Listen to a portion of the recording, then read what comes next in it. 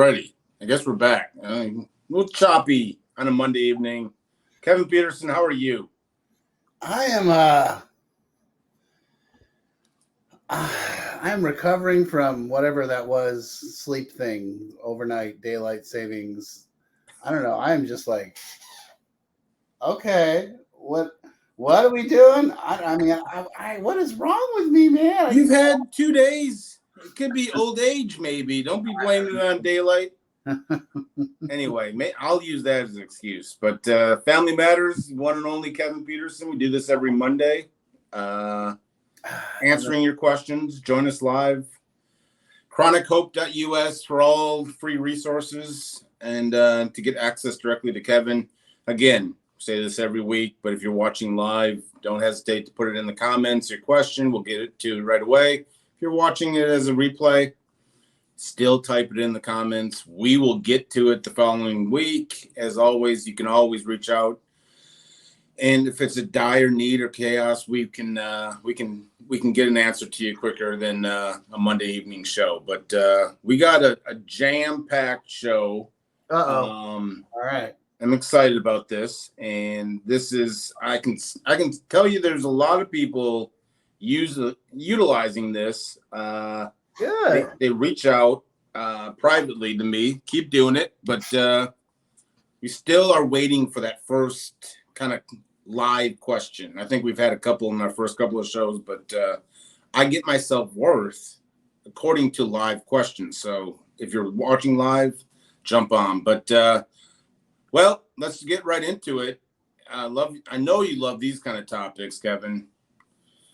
Oh my God! Here we go. What have I done to make my kid an addict? Is there anything I could have done different? You know, it's really funny. I went to a meeting Saturday morning, and the woman who was the first share, when they were like, "Does anybody have anything they want to talk about?" And this is what she said, and I was like, "Oh, how about that?" So, okay, what have I done to make my kid an addict? Well, as much as I'd like to lay the blame right at your feet, that's not how it works. Your kid's an addict because they have a genetic predisposition. So that's just not how it goes. And there's always, it's the whole nature nurture thing, right? I hear this all the time. Oh, it's because we got divorced and his father was, disconnected, or I was drinking and using through his childhood, or he was bottle fed or breastfed, or public school, private school, or fill in the blank. And I have to be totally honest with you, none of those things matter.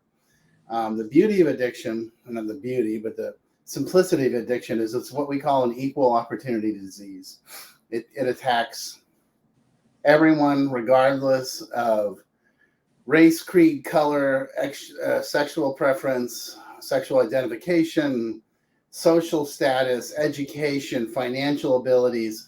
There's just a percentage of the population that it gets, and that's just how it works. So I think that's something that is important for the family to understand, is that they don't have to walk around carrying that guilt. Now, if that tends to be a part of the systemic issue of the family carrying a lot of guilt and taking on the responsibility of the child's behavior, child can be 35 or 45, by the way, that tells me that we got to start talking long and hard about setting boundaries and codependency, and then the second half of that conversation, the second half of the question was, what could I have done different, if anything? Right. Well, I would say that's a good question, and that one actually has an answer. Is there anything I could have done differently? Well, I don't know your situation, but what I would say is that you got to stay tuned, right? You got to stay in touch. So if all of a sudden you notice your kid suddenly is struggling socially or struggling academically, or all of a sudden they were in sports and now they dropped out of sports. They were working, now they're not working. They had a girlfriend or a boyfriend, now they don't. They've changed social groups. You don't like who they're hanging out with. You got to pay attention to that, because I always tell people, kids don't leave breadcrumbs. They leave loaves. They leave giant, massive loaves that you need to pay attention to. So that's the only thing I would say as a parent. Pay attention to what's going on. sit them down, have a talk, and if the response is, I don't know what you're talking about, I'm fine, it's like, okay, cool, then we're going to start drug testing you. And don't here. What could I have done differently? Don't avoid the conflict. It's okay if your kid's mad at you, and it's okay to say no. No is a perfectly accept. No, as I like to say, no is a complete sentence.